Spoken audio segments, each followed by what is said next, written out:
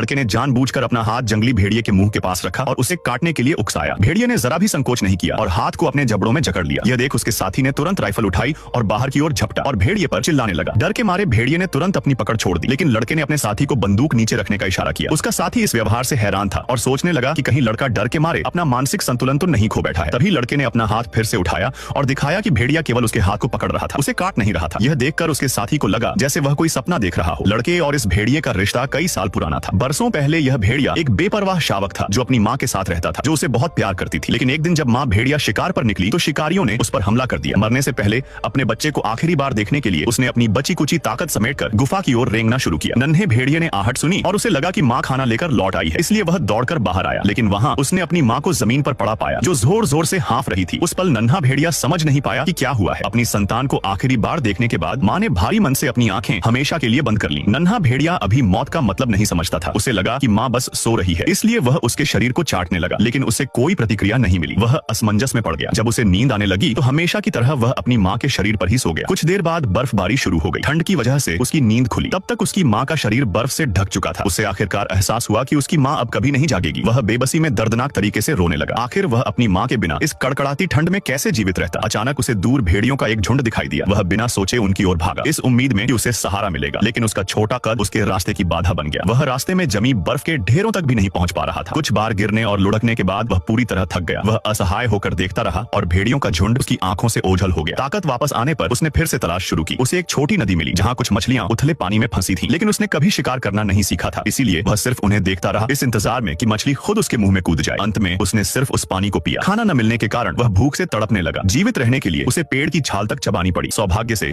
उसे आगे एक पेड़ पर बैठा खरगोश दिखा। वह बिना सोचे आगे बढ़ा, लेकिन उसने अपने पैरों के नीचे बिछे जाल को नहीं देखा। वह जाल में फंस गया। वह जमीन से ऊपर उठा दिया गया। नन्हा भेड़िया अब खुद एक शिकार बन चुका था जो खरगोश के बगल में लटका हुआ था। उसने पहले कभी ऐसा कुछ अनुभव नहीं किया था। डर उसके पूरे शरीर में फैल गया। जब उसने इंसानों को अपनी ओर आते देखा तो वह सुन्न पड़ गया। कबीले के मुखिया ने उस नन्हे भेड़िए को उठाया और उसके नुकीले सफेद दांतों को देखकर दंग रह गया। वह एक दुर्लभ भेड़िया कुत्ता मिश्रित नस्ल था। थोड़ी ट्रेनिंग के साथ वह एक अनमोल कामकाजी जानवर बन सकता था। मुखिया उसे अपने साथ कबीले में ले आया। उसने उसका नाम रखा व्हाइट फैंग। नन्हा भेड़िया अब भी उलझन में था, लेकिन कबीले में उसका नया जीवन शुरू हुआ। मन में झिझक होने के बावजूद वह खुश था कि उसके पास रहने के लिए एक घर है। 3 साल बीत गए। व्हाइट फैंग अब बड़ा हो गया था।